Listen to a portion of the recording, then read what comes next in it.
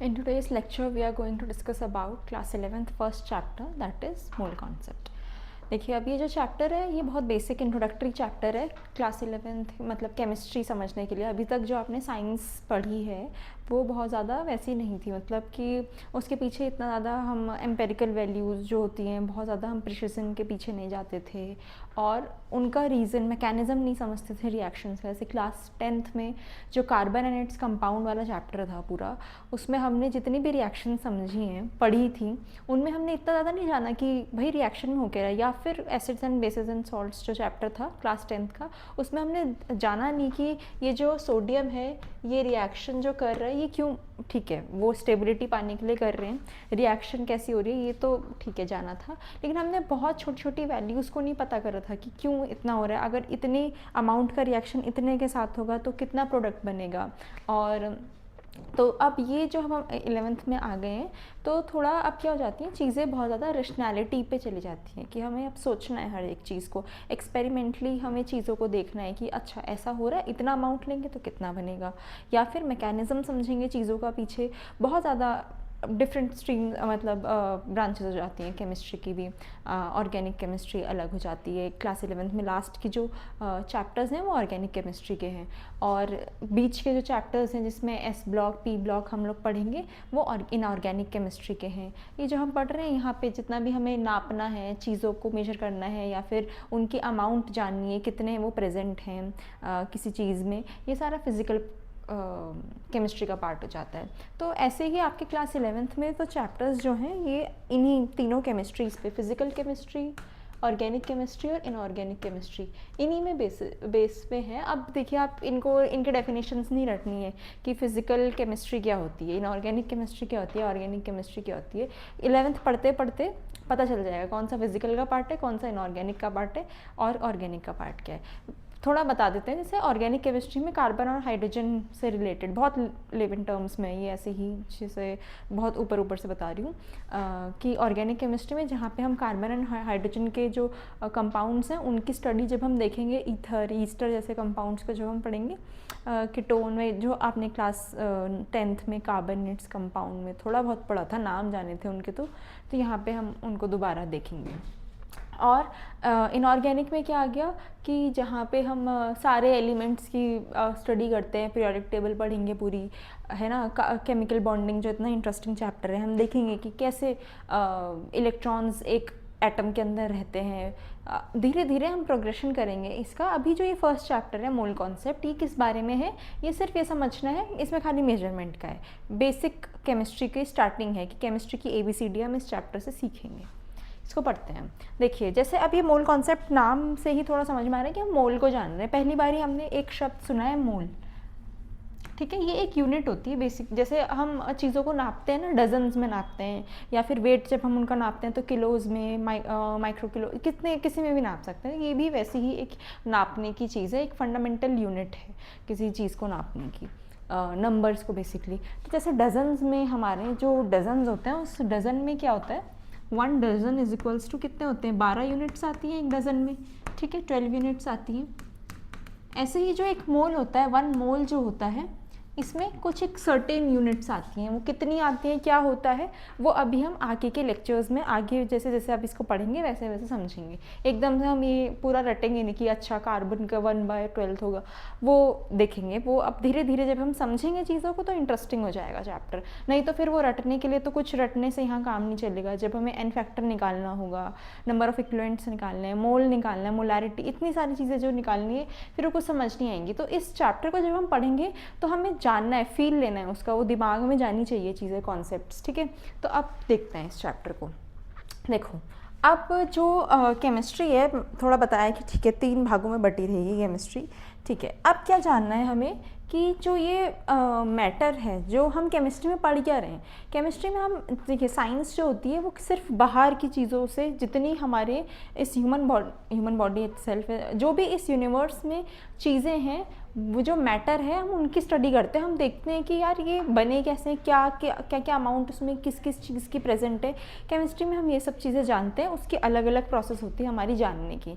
तो ये जितना भी मौजूद यहाँ पे चीज़ें होती हैं, जैसे ये यहाँ पे इतने में जो वैक्यूम तो नहीं है, यहाँ पे कुछ ना कुछ तो है ही ना, एयर है, तो ये भी एक मैटर के फॉर्म में आ गया कि जितने भी इस यूनिवर्स में चीज़ें मौजूद हैं उनको हम मैटर कहते हैं। इन्हीं को हम केमिस्ट्री के अंदर डील करेंगे, यही सब चीज़ें हम अपने एक तरीके से ऑब्जेक्ट्स के फॉर्म में लेंगे, इन्हीं के ऊपर स्टडी करेंगे और पूरी केमिस्ट्री की जो ये फील्ड ऑफ स्टडी है ये इन्हीं चीज़ों पे है जो यहाँ पे इस धरती पे मौजूद हैं सारी चीज़ें। तो ये मैटर हो जाते हैं, ठीक है, सब कुछ मैटर हो जाते हैं, जितनी भी अमाउंट में चीज़ें यहाँ इस यूनिवर्स में हैं वो सारा मैटर के फॉर्म मैटर है वो सब। अच्छा, ये जो मैटर होता है ना, अब जो केमिस्ट थे जिन्होंने पढ़ा उन्होंने देखा कि जो ये मैटर है हम इनको दो चीज़ों में बांट सकते हैं। एक होते हैं मिक्सचर्स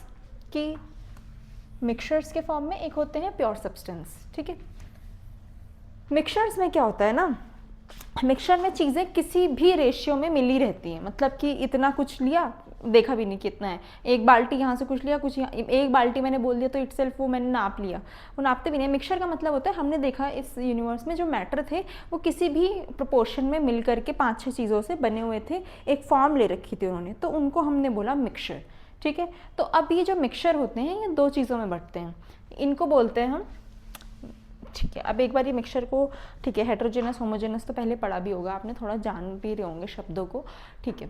तो अब ये जो मिक्सचर है जो किसी भी बिना किसी उसके डेफिनेट अमाउंट के, डेफिनेट प्रोपोर्शन के, एकदम मैथमेटिकली उसको रेशियो को निकाल करके नहीं बने, वो ऐसे ही हमने मिक्स किए, तो उनको हम मिक्सचर बोलते हैं। अच्छा, अब मैं जो यहाँ पे मिक्सचर की बात करूँगी तो सिर्फ ये नहीं होगा कि मैं स्टेट्स नहीं बता रही हूँ आपको, चलो एक बारी थोड़ा सा स्टेट्स भी देख लेंगे।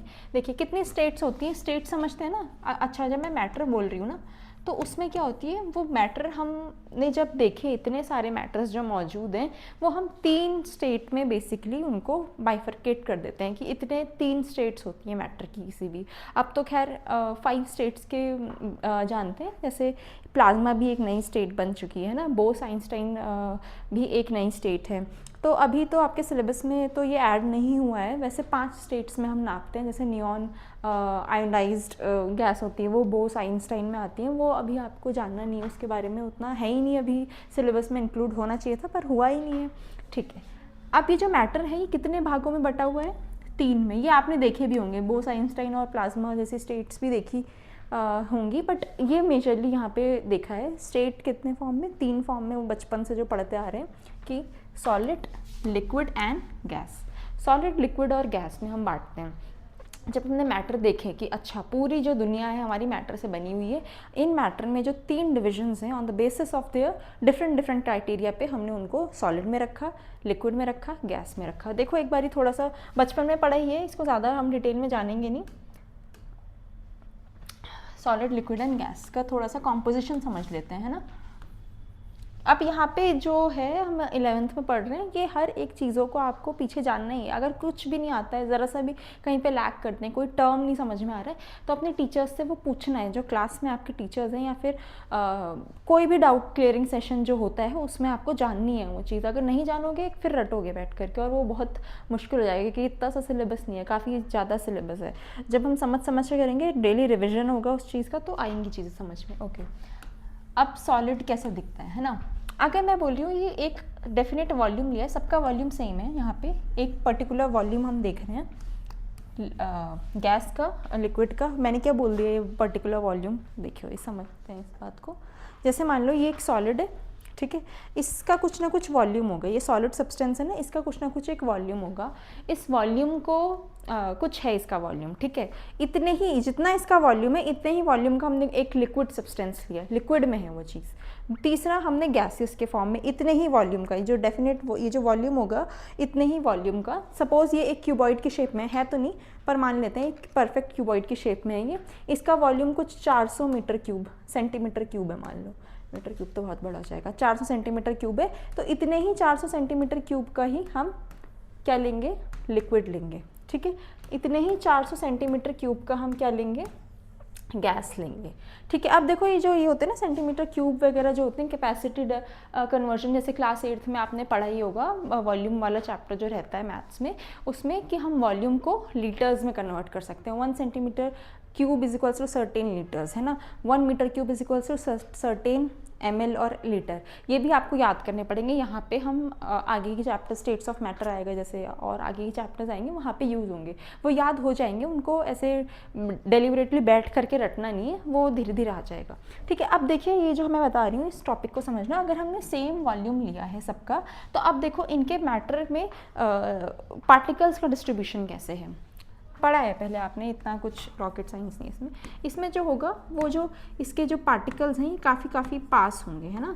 इनमें जो इंटर पार्टिकल डिस्टेंस या ये जो डिस्टेंस होगा बीच में बिल्कुल नल के बराबर होगा थोड़ा बहुत होगा, ज़ीरो के बराबर होगा, मतलब नल होगा एकदम, थोड़ा सा भी नहीं होगा, काफ़ी ज़्यादा टाइटली पैक्ड होंगे, tightly packed. Whereas in this कैसा होगा, अच्छा खासा डिफरेंस होगा दोनों के बीच में। यही तो फ्लूइडिटी देता है इसे, जो बीच का इसका गैप होता है, यही फ्लो करने की एबिलिटी प्रोवाइड करता है। What is fluidity? फ्लूइडिटी क्या होता है, बहने की जो क्षमता होती है किसी भी मैटर की, उसको हम फ्लूइडिटी कहते हैं। वो कैसे आती है एक लिक्विड में, कैसे आती है, इंटर पार्टिकल डिस्टेंस की वजह से आती है। फाइन, अब ये जो गैस है इसमें जैसे सर्टेन ये था वॉल्यूम, यहाँ पे इतना होगा, ये मैंने बहुत ज़्यादा बना दिया गैप, मतलब कम दे दिया गैप, इससे भी ज़्यादा गैप रहता है। तो सॉलिड में कुछ एक वैल्यू बिल्कुल भी गैप नहीं, ऐसा डिस्ट्रीब्यूशन रहता है। इसमें काफ़ी ज़्यादा स्पेस रहता है, इसमें थोड़ा कम है। ये डिविजन्स 9th क्लास में आपने थोड़ा जाना हुआ है, उसको यहाँ पे बताया हुआ है। ये वैल्यूज़ रटने की ज़रूरत नहीं है कि इनके बीच में कितनी डिस्टेंस रहती है, कितनी एवरेज डिस्टेंस रहेगी, कितनी रहेगी। स्टेट्स ऑफ मैटर में थोड़ा बहुत जहाँ पे दिया होगा वहाँ पे बता दी जाएंगी आपको वैल्यूज़। ओके, अब जो ये इतना ज़्यादा डिस्टेंस था इनके बीच में, तो अब हम मिक्सचर की बात कर रहे थे ना, तो मिक्सचर्स जो होते हैं वो किसी भी अमाउंट में चीज़ों को मिला देते हैं। तो सॉलिड मिक्सचर कैसा दिखेगा, जब यहाँ पे देखो, ये तो मैंने एक टाइप का लिया था, कुछ एक सॉलिड लिया था ना।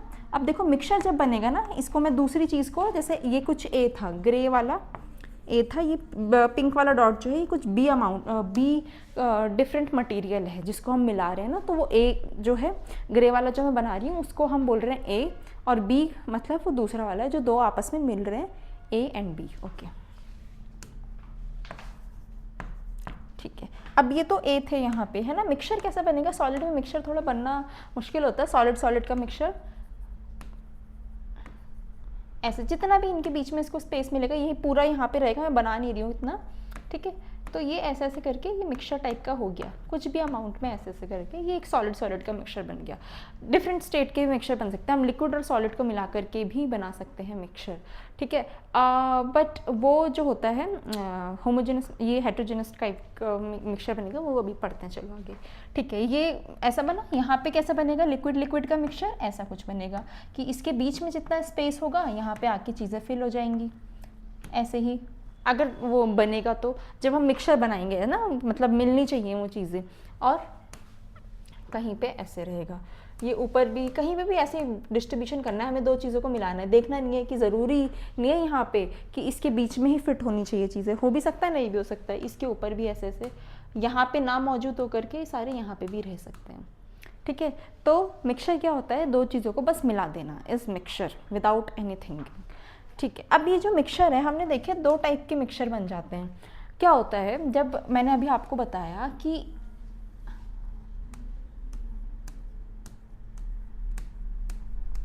ये ऐसे कोई एक ए सब्सटेंस पड़ा हुआ था, किसी भी स्टेट का एक सब्सटेंस पड़ा हुआ था, तो क्या हुआ था, अब ये अकेला था, अब हमें मिक्सचर बनाना था, इसमें दूसरी आइडेंटिटी डाली हमने, इसमें एक क्या डाला, इसमें हमने कुछ बी पार्टिकल डाल दिए, ठीक है। अगर ये बी पार्टिकल इसके इंटर स्पेस में, इंटर पार्टिकल स्पेस में आकर के मिल जाते हैं, तो क्या हो जाता है, वो एक अलग टाइप का मिक्सचर बनता है। अगर नहीं होते, जैसे ऐसा डिस्ट्रीब्यूशन हो गया कि बस अलग ही रहे, इनके बीच में आ नहीं पाई, ये इंटर पार्टिकल स्पेसेस के बीच में आ नहीं पाए, तो इनको हम बोल देंगे हेट्रोजेनस मिक्सचर।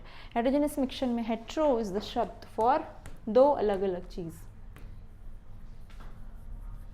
हेट्रो का मतलब होता है टू डिफरेंट चीज़ें दिख रही हैं। अगर एक सॉल्यूशन बन रखा है तो यहाँ पे एक अलग अमाउंट दिख रही है चीज़ की, और यहाँ पे जो हमने बी पार्टिकल जो बी चीज़ डाली थी वो अलग दिख रही है।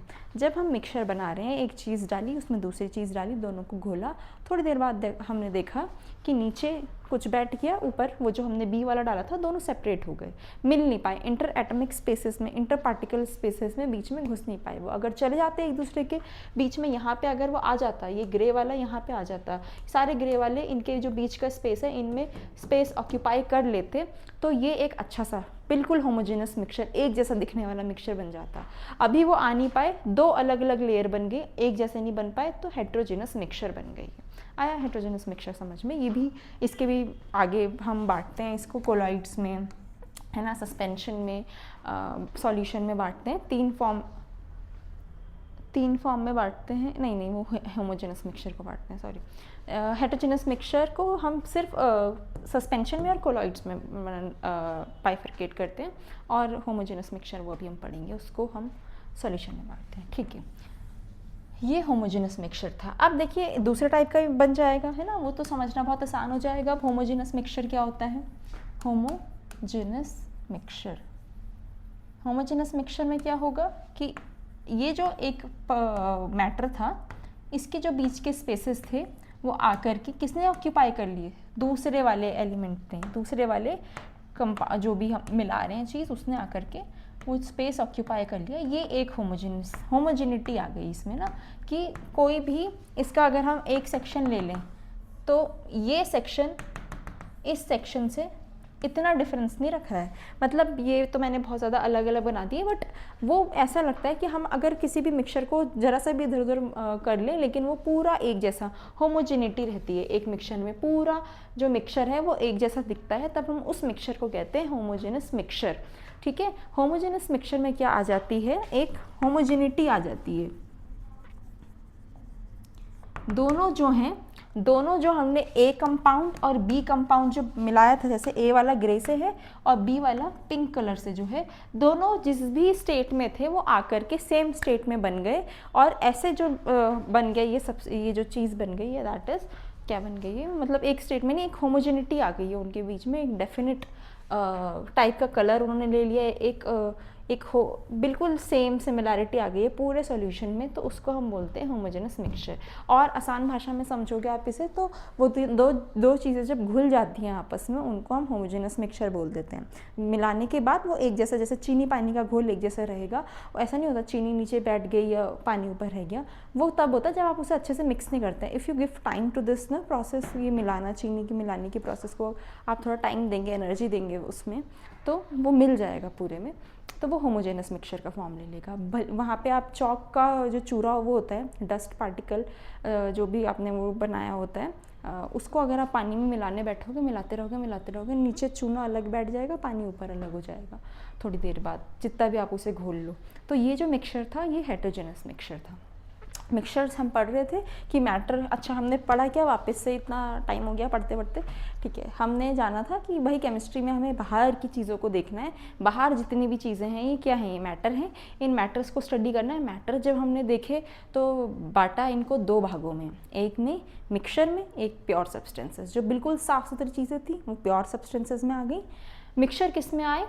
ये कुछ भी जब हम दो चीज़ों को मिला दे रहे हैं, मिल के बनी हुई जो चीज़ें हैं, मैटर बनी दो चीज़ों से मिल कर के मैटर जो बने हुए हैं उनको हम मिक्सचर में डाला। तो मिक्सचर कैसे में भी हमने दो बाइफर्केशंस करी, क्या क्या, होमोजेनस एंड दी हेट्रोजेनस। इनमें क्या था कि जो मिल जाती हैं चीज़ें, बिल्कुल एक्यूरेट फॉर्म में मिल जाती हैं, एक जैसी दिखती हैं, उनको हम होमोजेनस मिक्सचर बोलते हैं। जो एक जैसी नहीं मिल पाती हैं, बस साथ में रहते हैं, वो घुले नहीं होते आपस में, उनको हम क्या बोलते हैं? हेट्रोजेनस मिक्सचर बोलते हैं, ठीक है। तो ये फॉर्म में हमने अभी तक मिक्सचर मैटर को जाना है।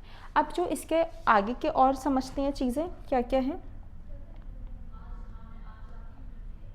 देखो अब हमें पढ़ना है। देखिए इसको भी हम करते हैं आगे, जो सॉल्यूशन हम बोल देते हैं ना शब्द किसी भी चीज़ के लिए, सॉल्यूशन एक्चुअली में होमोजेनस जो मिक्सचर होता है उसको हम सॉल्यूशन बोलते हैं, वो सॉल्यूशन में बढ़ता है। और ये कौन कौन से होते हैं? ये सस्पेंशन होता है और कोलॉइड्स होते हैं, ठीक है। सस्पेंशन और कोलॉइड्स आपको जानने की ज़रूरत नहीं है, क्लास 12th के फर्स्ट चैप्टर में पढ़ोगे आप सब सस्पेंशन और कोलॉइड्स के बारे में।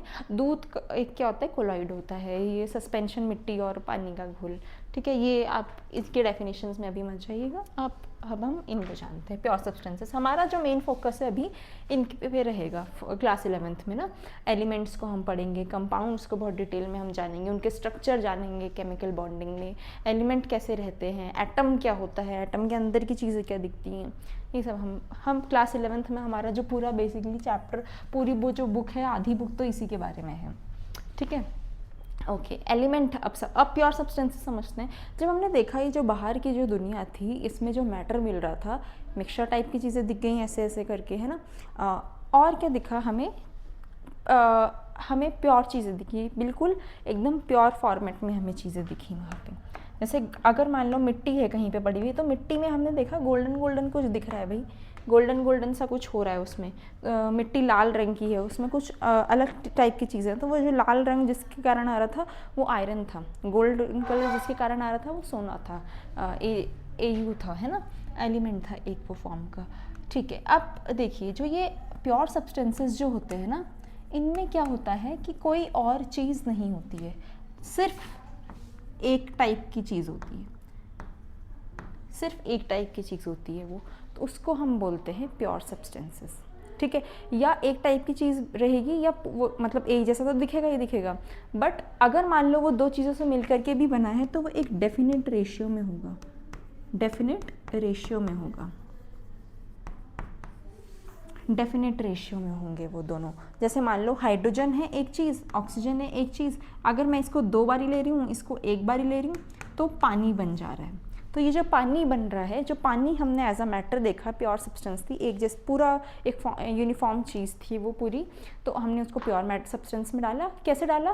क्योंकि वहाँ पे जो हाइड्रोजन और ऑक्सीजन है ये दोनों एक डेफिनेट रेशियो में हैं आपस में। अगर ये इस रेशियो में नहीं रहेंगे, अगर हमने किसी को भी ऊपर नीचे, हल्का सा भी ऊपर नीचे कर दिया इनके मेजरमेंट में बनाते टाइम, तो क्या होगा, वो पानी नहीं बनेगा, वो जो भी बनेगा कुछ और ही बनेगा, पानी तो वो नहीं बन सकता। तो ऐसी जो चीज़ें होती हैं जो एकदम ही रेशियो डिमांड करती हैं, सर्टेन रेशियो डिमांड करती हैं उनके फॉर्मेशन में, उनको भी हम प्योर सब्सटेंस बोलते हैं। एलिमेंट क्या होते हैं? एलिमेंट तो बिल्कुल ही जैसे अब ये हाइड्रोजन इज एन एलिमेंट, जो एक टाइप की चीज़ होगी, नेचर में मिलते हैं ये पहले से, तो उनको हम एलिमेंट कह देंगे। इनका अपना एक रहेगा कि कितने इलेक्ट्रॉन्स है, प्रोटॉन्स हैं, नेक्स्ट चैप्टर में डील करेंगे। प्योर सब्सटेंसेस क्या होते हैं? जो बिल्कुल ही एक जैसी फॉर्म में दिखेंगे, और वो जब बनते टाइम उनका एक सर्टेन रेशियो रहेगा, अगर वो उस रेशियो में नहीं होंगे तो उनको हम बोल देंगे कि ये बन ही नहीं सकता है, कुछ और बन जाएगा अगर हमने रेशियो गड़बड़ कर दिया। एलिमेंट क्या होता है? एलिमेंट तो बिल्कुल ही एक प्योर फॉर्म में जो चीज़ रहती है, जैसे कि हाइड्रोजन, ऑक्सीजन, सिर्फ उसमें हाइड्रोजन जो होगी दैट इज़ हाइड्रोजन एलिमेंट। अगर वो एलिमेंट का फॉर्म ही नहीं बनेगा, अगर वो हाइड्रोजन जैसी कंडीशंस को नहीं रखेगा अपने पास। आया समझ में मैटर का डिस्कशन? वापस से समझते हैं एक बारी। जो बाहर हमने देखी चीज़ें वो पहले मिक्सचर थे, मिक्सचर के फॉर्म में, मतलब जो ऐसी कुछ भी किसी भी फॉर्म में मिली हुई हैं चीज़ें, वो मिक्सचर थी। मिक्सचर 2 टाइप्स के होते हैं, जो एकदम ही यूनिफॉर्म टाइप का एक ही स्टेट में एक ही कलर में दिखते हैं, उनको हम होमोजेनस मिक्सचर बोलते हैं। जो अलग अलग फॉर्म में रहते हैं, जैसे मिट्टी और पानी का घोल, चूने और पानी का घोल, चूना देखा होगा सबने, है ना, कैल्शियम कार्बोनेट, उन दोनों का घोल जो है वो भी एक हेट्रोजेनस मिक्सचर के फॉर्म में है। ठीक है, और दूसरा हमने प्योर सब्सटेंसेस देखे जो दुनिया में मिल रहे हैं, प्योर फॉर्म में जो मिल रहे हैं, जैसे पानी है। ठीक है, पानी में क्या, हाइड्रोजन और ऑक्सीजन एक सर्टेन रेशियो में मिल करके बने तभी पानी बन पाएगा। ज़रा सा उनका रेशियो गड़बड़ हुआ तो कुछ और फॉर्म बनेगी, पानी तो नहीं बनेगा।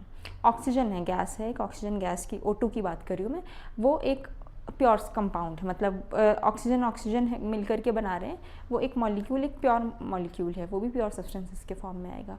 और एलिमेंट्स जो हैं वो आएंगे प्योर सब्सटेंसेस के फॉर्म में। अब हम जो आगे की अपना डिस्कशन रखेंगे इन्हीं मैटर्स के फॉर्म, अभी हम जान ही रहे हैं, एलिमेंट के डिटेल में नहीं जा रहे हैं, ना कंपाउंड की डिटेल में जा रहे हैं, हम किसकी डिटेल में जा रहे हैं, अब हम केमिस्ट्री को जानने की कोशिश करेंगे। कि जो हम केमिस्ट्री में हम ये जो स्टडी कर रहे हैं, इसमें हम क्या क्या टूल्स अपनाते हैं पढ़ाई करते हुए। हम जब देखते हैं किसी एक मैटर को, तो हम उसकी क्या क्या चीज़ों को नोट करते हैं, उनको हम नापते कैसे हैं उनकी चीज़ें। अगर वॉल्यूम नापना है, कोई चीज़ नापनी है, तो कैसे हम देखते हैं, प्रिसिजन क्या होता है, एक्यूरेसी क्या होती है ना, इन सब चीज़ों को हम अब आगे डिस्कस करते हैं। पहले 2-4 और पॉइंट्स देखते हैं। देखो मैंने बोला था कि हम जो ये मैटर मिल रहा है बाहर, जितने भी ये मैटर मिल रहे हैं, इनको हम ऐसे ही नहीं स्टडी करते। अच्छा ये चीज़ जैसे ये था एक जो ये अगर हमें मिला है कुछ धरती में से निकली है ये चीज़, तो अब इसको कैसे हम देखेंगे? इसको सिर्फ ऐसे नहीं देखेंगे हम कि okay this is black in colour और ऐसा है। हम अब जब हम स्टडी करते हैं मैटर की, तो हम देखते हैं अगर इसमें हल्का सा कुछ चीज़ लग जाए तो ये कैसे अपने को रिस्पॉन्स करती है ये चीज़, है ना। मतलब रिस्पॉन्स का मतलब ऐसे नहीं कि कोई कुछ बोलेगा, ऐसा है कुछ, ये कैसा इस पर रिजल्ट आता है अगर हम कुछ इस पर छिड़खानी करते हैं, टच करते हैं या स्मेल करते हैं इस चीज़ को, तो कैसा कैसा चेंजेस रहता है।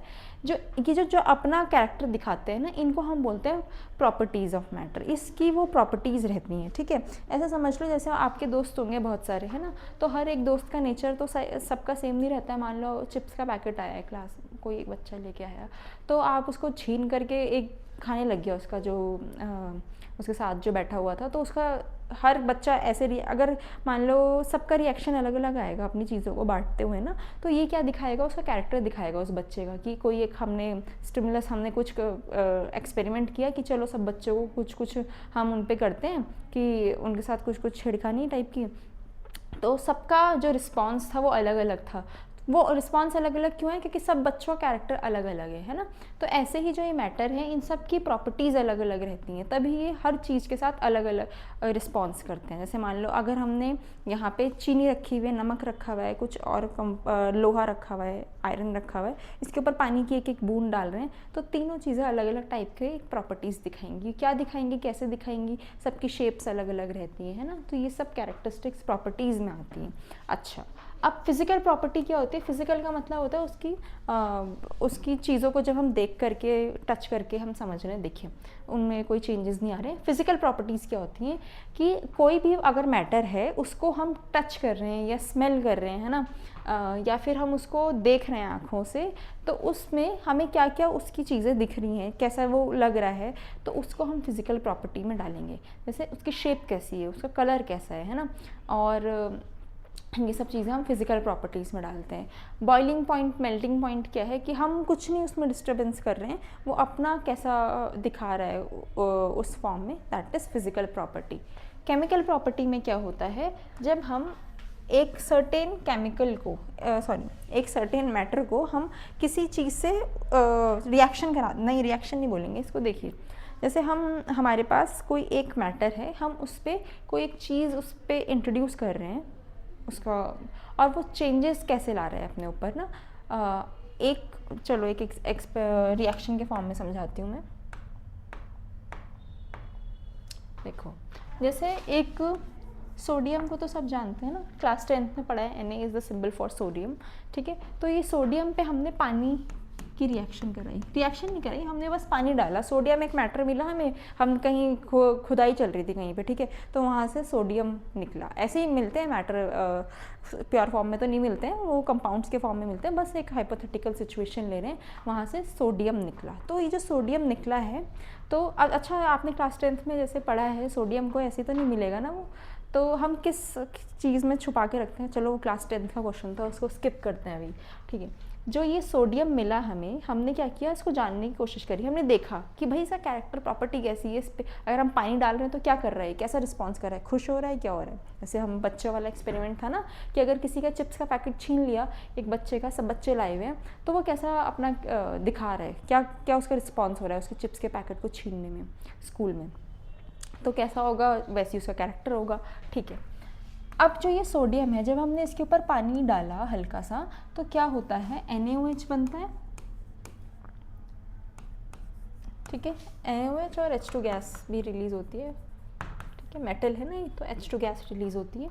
इसको अभी बैलेंस रिएक्शन नहीं है, इसको बैलेंस हम बाद में करते रहेंगे इसको, ठीक है। अब जो ये पानी डाला, तो ये एक बेस बनाया इसने, और हाइड्रोजन एक गैस रिलीज़ करी है, हाइड्रोजन गैस पॉपअप साउंड से रिलीज़ होती है। तो जो ये रिएक्शन थी, सोडियम ने ऐसा किया। अब मान लो हम यहाँ पे कुछ और लें, जैसे क्लोरीन ले लें, ठीक है, तो क्लोरीन के ऊपर पानी डाला हमने, कुछ अलग टाइप का वो देखा, तो हर एलिमेंट, हर एक चीज़, हर एक मैटर अपना अलग अलग वो दिखा रहा है, प्रॉपर्टी दिखा रहा है, अगर हम उसमें कुछ इंड्यूस कर रहे हैं, कोई चीज़ हम स्टिमुलस उस पर डाल रहे हैं, तो ये जो प्रॉपर्टी होती है इसको हम केमिकल प्रॉपर्टी कहते हैं। चेंजेस तो आएंगे, ऑब्वियसली चेंजेस आएंगे, लेकिन क्या होगा जब हमने कोई चीज़ इंड्यूस करी उस पर, तब कैसे कैसे वो रिस्पॉन्स कर रहे हैं, ये केमिकल प्रॉपर्टी कुछ और अलग होगी, इसके साथ करेंगे कुछ और होगी, कुछ ए चीज़ लेंगे, ए मैटर लेंगे, वो कुछ और प्रॉपर्टी केमिकल प्रॉपर्टीज शो करेगा। ये होती है केमिकल प्रॉपर्टीज़, ठीक है। अब हम इन केमिकल प्रॉपर्टीज़, फिज़िकल प्रॉपर्टीज़, इन सब को बहुत ज़्यादा डिटेल में पढ़ेंगे हम। जैसे जैसे हम कोई मैटर हमें मिलता रहेगा हम देखेंगे, हम देखिए ये ना एक वो रहता है जैसे जिज्ञासा होती है ना किसी भी चीज़ की, तो साइंस को पढ़ने का वही तरीका है, जिज्ञासा के फॉर्म में। तो क्या हो रहा होगा ना, केमिस्ट्री पूरा इतनी बड़ी जो ब्रांच बनी है साइंस की, कैसे बनी है, जितने भी मैटर हमें मिलते गए हमें जानना था कि है क्या, कैसा दिखता है, तो इस पे अलग अलग चीज़ें करी, तो वो इतना ज़्यादा टेक्स्ट इकट्ठा हो गया, हमने पढ़ के एक्सपेरिमेंट कर करके उन्हीं चीज़ों को हम जान रहे हैं, है ना। आप पढ़ोगे कि अगर किसी मैटर पे पानी डाल दिया तो क्या होगा, क्या कंपाउंड बनेगा, रटना नहीं है इसको, बस एक तरीके से जानना है, पढ़ना है उनको, है ना। कि अगर कोई मेटल है उस पर हम ऑक्सीजन की रिएक्शन करा रहे हैं, ऑक्सीजन डाल रहे हैं उस पर, तो वो क्या बना रहा है, ये बेसिसिटी होती क्या है, एसिडिटी होती क्या है, इन सब चीज़ों को जानने की कोशिश करनी है। कंबस्टिबिलिटी होती क्या है, ये सब क्या होते हैं, ये सब जैसे कंबस्टिबिलिटी तो ऑक्सीजन के साथ रिएक्शन, जब जलती है कोई चीज़ उसको हम कंबशन बोलते हैं। तो ये भी क्या है, एक केमिकल प्रॉपर्टी ही शो कराता है। अगर हम कार्बन को जला रहे हैं तो एक अलग चीज़ निकलेगी, है ना, वो अपनी केमिकल प्रॉपर्टी शो कर रहा है। सोडियम को हम कंबशन करेंगे तो वो अलग चीज़ दिखाएगा। तो ये सारी केमिकल प्रॉपर्टीज़ में आ गई हैं। अब इन सब चीज़ों को मेजरमेंट भी हम कर सकते हैं, जैसे हम शेप को तो लेंथ को मेजर कर सकते हैं ना, अलग अलग फिज़िकल प्रॉपर्टीज़ को मेजरमेंट करने का तरीका होता है, तो हम उसको कैसे मेजर करते हैं वो भी हम इस यूनिट में पढ़ेंगे। फंडामेंटल, जैसे आपने क्लास 11th में फंडामेंटल यूनिट्स जानी होंगी ना, कि 7 हमारी फंडामेंटल यूनिट होती है। टाइम हो गया, है ना, मोल हो गया, मोल को तभी हम पूरा डिटेल में इस चैप्टर में पढ़ेंगे। तो वो जो 7 फंडामेंटल यूनिट्स जो होती हैं, कि फिज़िक्स में ऐसे पढ़ा होगा आपने कि टाइम है, एक लेंथ है ना, और मास है, लाइट है, लाइट की इंटेंसिटी, आई मीन कितनी तेज़ लाइट आ रही है, कैसी आ रही है उसको, इलेक्ट्रिक करंट है,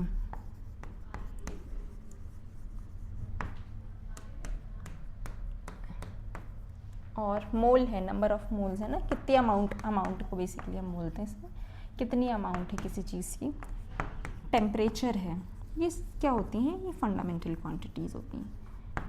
फंडामेंटल मतलब बिल्कुल ही बेसिक क्वांटिटीज़ जो होती हैं। डिराइव्ड यूनिट्स क्या होती हैं, जैसे वेलोसिटी है ना, वॉल्यूम है, कैसे आया वेलोसिटी, कैसे आई,